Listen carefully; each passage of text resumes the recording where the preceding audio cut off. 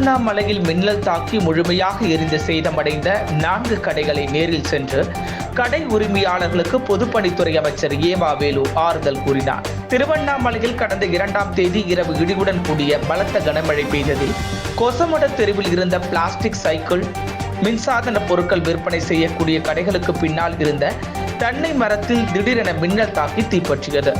இந்த விபத்தில் அங்கிருந்த சைக்கிள் கடை, மின்சாதன பொருட்களை விற்பனை செய்யும் கடை, பிளாஸ்டிக் பொருட்களை விற்பனை செய்யும் கடை, பம்ப்செட் விற்பனை செய்யும் குடோன் உள்ளிட்டவைகள் 100% முழுமையாக எரிந்து சாம்பலாகின.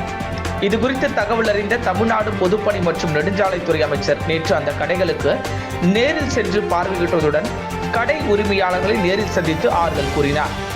தொடர்ந்து செய்தியாளர்களை சந்தித்த அவர், இயற்கை சீற்றத்தால் ஏற்பட்ட விபத்தில் 4 கடைகளில் இருந்த பொருட்கள் 100% முழுமையாக எரிந்திருப்பதாகவும், மேலும் கடைகளின் கட்டடங்கள் விரிசல் ஏற்பட்டு பாதிக்கப்பட்டுள்ளதாகவும், இது தொடர்பாக வணிகர் சங்க நிர்வாகிகள் தன்னிடம் தகவல் அளித்ததாக தெரிவித்தார்.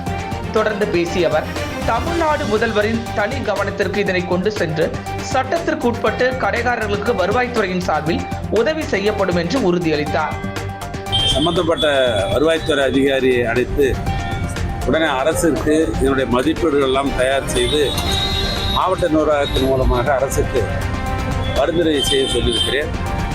பரிந்துரைக்கு முன்னால் முதலமைச்சருடைய கவனத்துக்கு கொண்டு வந்து எந்தெந்த வகையிலே அரசாங்கத்திற்கு சட்ட விதிகளுக்கு உட்பட்டு இந்த பாதிக்கப்பட்டவர்களுக்கு உதவி செய்ய முடியுமோ அந்த உதவிகளை செய்வதற்கு நான் மேற்கொள்வேன் என்பதை தெரிவித்துள்ளேன்.